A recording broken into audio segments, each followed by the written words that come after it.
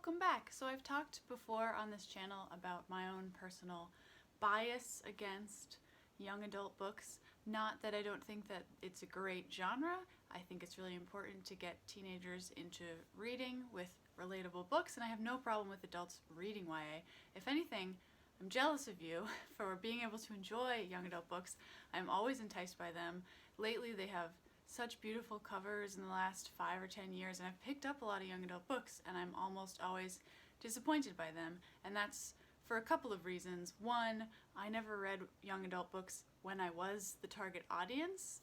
I was kind of snobby about reading and read a lot of classics as a teen, and I don't really read classics very often anymore, but I don't really like revisiting the teen experience. I think young adult books can be very angsty, and luckily I just don't feel that way anymore, and I don't really want to revisit those feelings. I think being a teenager is legitimately difficult, and I'm glad not to be in high school anymore.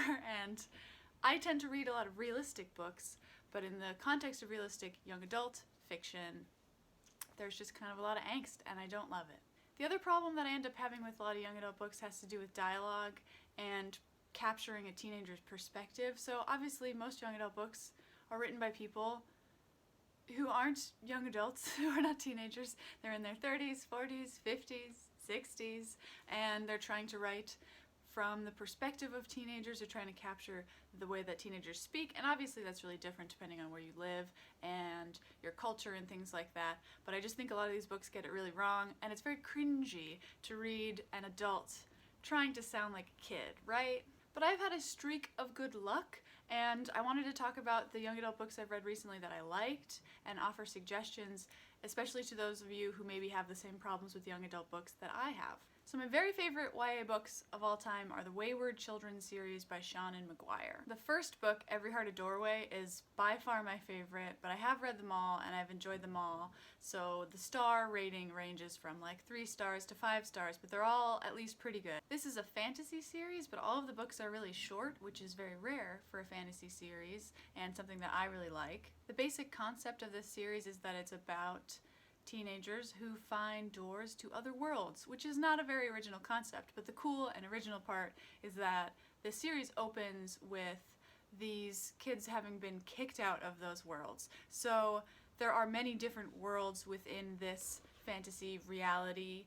Every person finds their own doorway to their own special world, and they tend to feel like they fit in better in that world than in this one. So this is a series about misfits, which is just really fun. It's also a bit of a found family situation because although all the characters are really different and they have traveled to very different worlds, they're bonded together by the shared experience of having found a doorway and eventually being kicked out of that world. So the rule is that once you travel to one of these worlds, you have to decide whether you're going to stay or go. So some people leave voluntarily, and once they leave, they can never come back. So it's a hard choice between basically their family, the friends, the people that they grew up with, and this world where they feel like they fit in really well. In other cases, characters end up breaking rules and getting kicked out. It all just feels very sweet. It centers around thematically being yourself, fitting in, finding people that are like you, and I think Seanan McGuire does a great job of being like effortlessly diverse. I also just like the sheer number of different worlds we get. One of the things I don't always love about fantasy is I don't really want to get immersed in like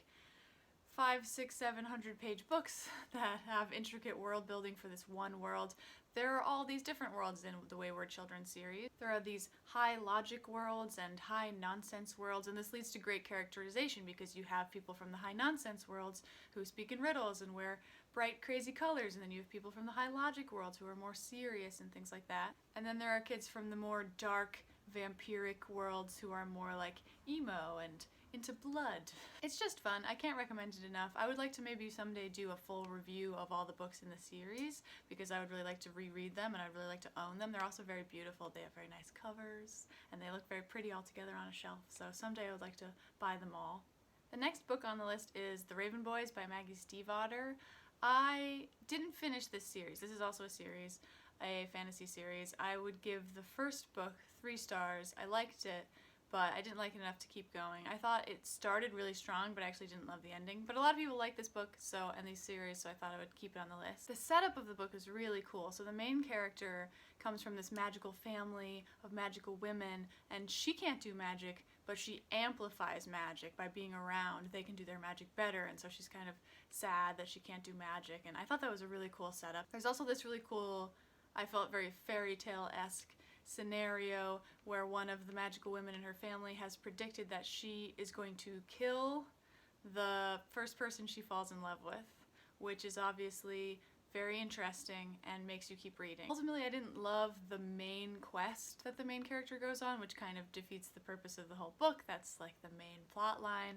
But again, I thought it started really strong. I did still enjoy it. I gave it a solid 3 stars, and a lot of people really love this, so it could be a good option for you. One that I felt more strongly about and liked more is Watch Over Me by Nina LaCour. I gave this 4 out of 5 stars. It was almost 5 stars. This book is about a girl who has just aged out of the foster care system, and she has the opportunity to go live and work on this farm with this couple who has several foster care children of their own, and they also employ former foster care kids to teach those children. It's basically just the ultimate found family situation for people who really need a family.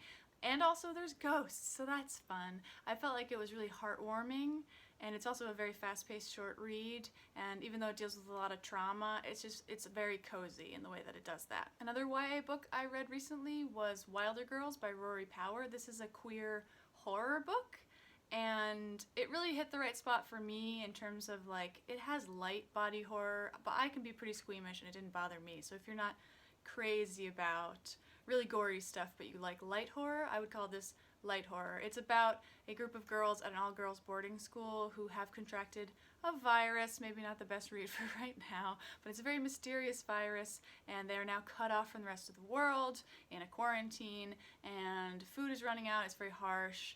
It's just a very tough situation for them. Something that I found really interesting and cool was that the virus manifested differently in everyone. So like there's one girl who has like a scaly hand, and there's another girl who grows a second spine, and there's a lot of mystery that's well set up. I didn't love the way that those mysteries were answered. I don't think that this has like a neat wrapping up of all of your questions at the end, and that's why I gave it 3 stars and not a higher rating, but I still enjoyed it. Next up is The Hate You Give by Angie Thomas. You have almost certainly heard of this book.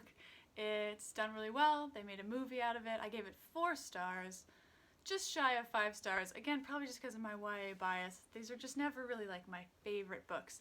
But this is about a girl who witnesses the murder of her friend at the hands of the police, and so she's grieving, and she also has to decide what she's going to do, whether she's going to come forward as a witness and possibly make herself a target in doing so.